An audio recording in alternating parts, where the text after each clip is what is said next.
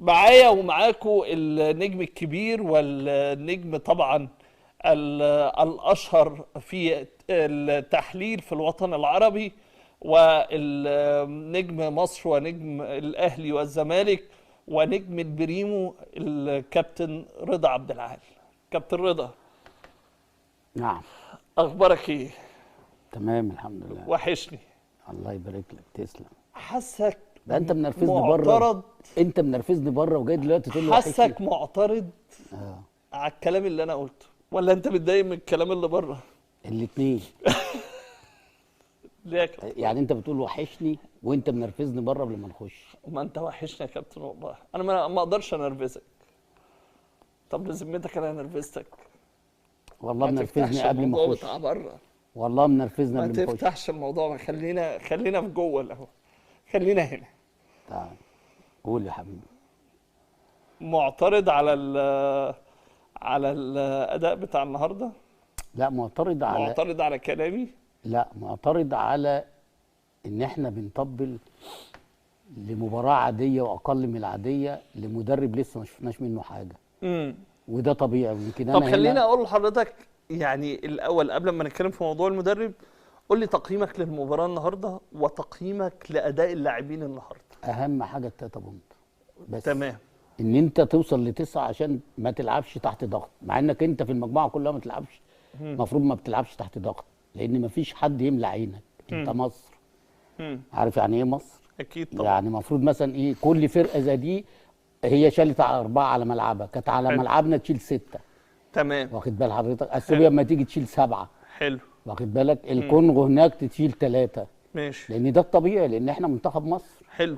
بس انا بستغرب للناس اللي عماله تطبل وتقول لك ايه الاداء.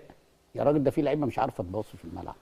زي مين؟ مش هنا، مش في النهارده في مطر، ويعني هنقول ان الملعب مزحلق شويه والكلام ده عادي. انا بتكلم على هنا.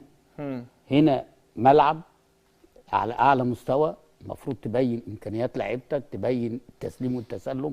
طيب هنروح لماتش هنا اللي هو في الذهاب. انا بكلم حضرتك على الفوز النهارده، الاداء المميز. مفيش اداء، استنى. اللي في الشوط الاول يا حبيبي مفيش اداء. ده فرق الكرة، اقسم بجلاله الله انت لممها من على القهاوي.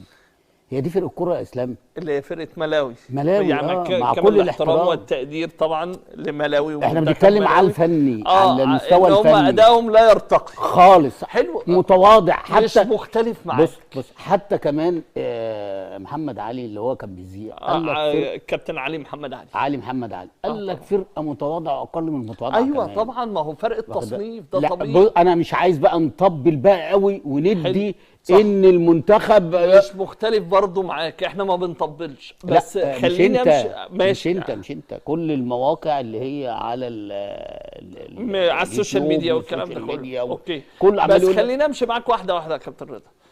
انت كان قبل كده مغلوب من اثيوبيا 2-1، وفرق التصنيف اثيوبيا زي ملاوي. لا ماشي. لا زي لا غينيا. لا انا بتكلم على لا بص ان في أثيوبيا تقارب في المستوى. لا معلش، انت في ماتش اثيوبيا تخسر 4-5. ايوه ليه؟ ما هو ده انا بتكلم في ايه يا كابتن؟ ان انت هو الطبيعي ان احنا لما نلاعب اثيوبيا بمصر زي ما حضرتك قلت ان احنا نخسر من اثيوبيا. لا. بس ليه؟ انت خسرت من اثيوبيا ليه؟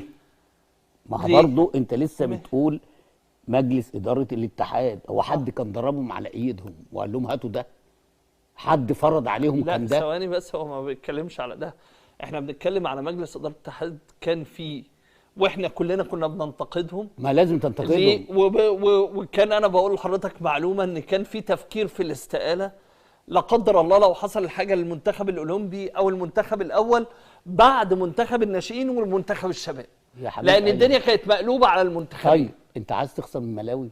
عايز تخسر؟ طب ما انت خسرت من اثيوبيا يا حبيبي. اثيوبيا احسن من ملاوي. ما تخسرش منها. لا تخسر. لا والله ما تخسر. والله تخسر عشان انت جبت، انت السبب، انت اللي جبت الراجل اللي هو المدير الفني. لا هو اثيوبيا ما كانش بالراجل ده. الراجل ده ما يا حبيبي يا بهاء جلال. اه طيب مين اللي جابه؟ ما احنا بنتكلم على كده.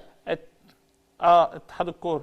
طيب يعني اذا كان قدامك الحلو وقدامك الوحش، انت اخترت الوحش. لازم تخسر من اثيوبيا. ماشي كابتن رضا، لو تفتكر ماتش اثيوبيا ان خلص 2-1، انا مش عايز اقول كلمه لانها ما تليقش بمصر او بمنتخب مصر.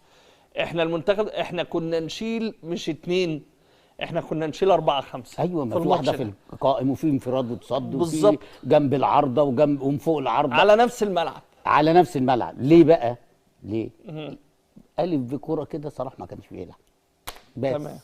ايوه ماشي معاك. صلاح يعني بيديك قوه اقل حاجه 75 80% من قوه منتخب. هقول لك على حاجه، النهارده الحكم حكم في ضربه جزاء على مصر بتاعت مصطفى محمد، طلع على الراجل كان في كورنر، وطلع على الراجل على خط ال 18 وداس عليه موته. الراجل ما حسبهاش عشان صلاح. واحده تانية لطارق حامد على ال 18، كل ده الشوط الاولاني. واحده والنتيجه 1-0 والثانيه والنتيجه 2-0. مع ان انت لو جبر بتاع طارق حامد دي فاول. لا فاول. فاول ماشي. لا فاول، ما بقولكش ضربه جزاء. بص بتاعت مصطفى محمد هي ضربه جزاء. مش فاكرها بس ماشي، انما بتاع طارق حامد طلع هرس الراجل يا راجل، ده وقع عليه من الدور الرابع. لا هو الراجل اللي وقع يا راجل، هو ده فطسه يا راجل. لا عادي يعني، ده كوره يا كابتن رضا.